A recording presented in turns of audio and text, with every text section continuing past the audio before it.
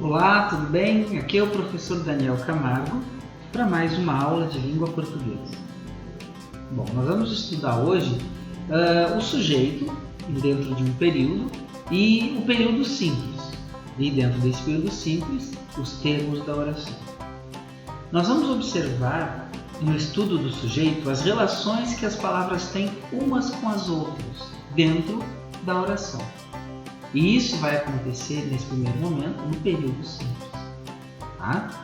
O que é o período simples? Nós já vamos ver, né? Nós precisamos de algumas noções preliminares básicas para poder estudar isso.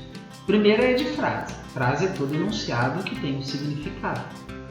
Então, a frase tudo bem, até mais, agora, não, jamais, são frases curtas e sem verbo. Agora, o que é uma oração? É um enunciado que se organiza em torno de um verbo. Então, aqueles exemplos anteriores ali eram frases. Agora, se eu coloco um verbo, vira uma oração. Paulo adora futebol. Eu tenho o verbo adora, de adorar. E todo enunciado, ele vai estar funcionando significativamente, semanticamente, em torno do verbo. Tá? Quem adora? Paulo adora o quê? Futebol. E o que é período? É o enunciado formado por uma ou mais orações. Então, se eu tenho um verbo, eu tenho uma oração. E aí eu tenho um período simples.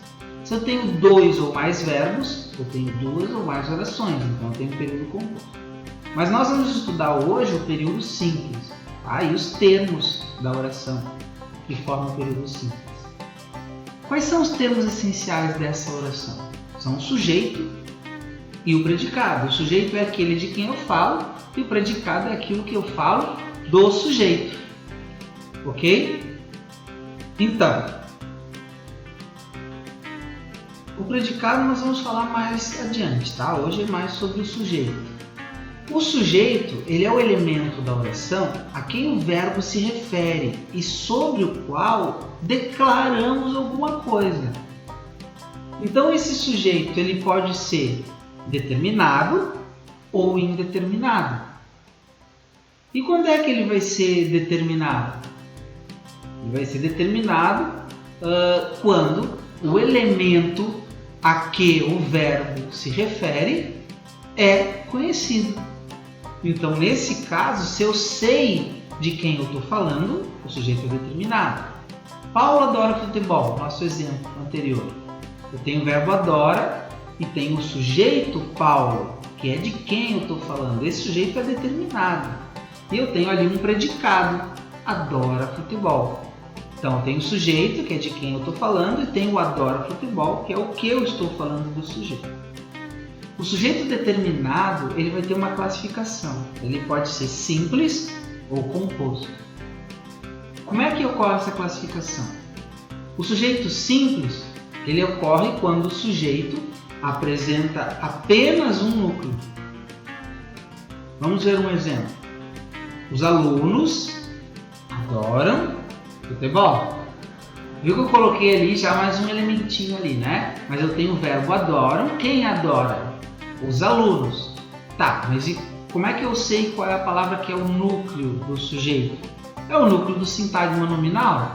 É a palavra mais importante. É o alunos, que é o substantivo. Tá? Sempre o substantivo é o núcleo do sujeito ou do sintagma nominal, no caso. Aliás, pode ser um pronome também. O sujeito composto, quando o sujeito tem dois ou mais núcleos. No exemplo anterior, eu só tinha um núcleo.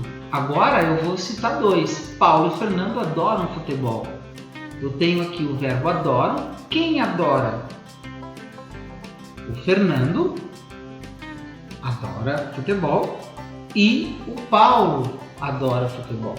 Eu tenho dois núcleos, duas palavrinhas dentro do meu sujeito que eu não posso tirar. Então, atenção para um detalhe, tá? Quando nós vamos escrever alguma coisa. O verbo sempre concorda em número, que é singular ou plural, com o sujeito. Então, se eu tenho, por exemplo, o Paulo, sujeito, Paulo e Fernando, um outro sujeito, e meninas, outro sujeito, eu vou apresentar Paulo joga, Paulo e Fernando jogam e meninas jogam. Então o sujeito e o verbo sempre vão estar conjugados concordando. Ok? Até a próxima aula!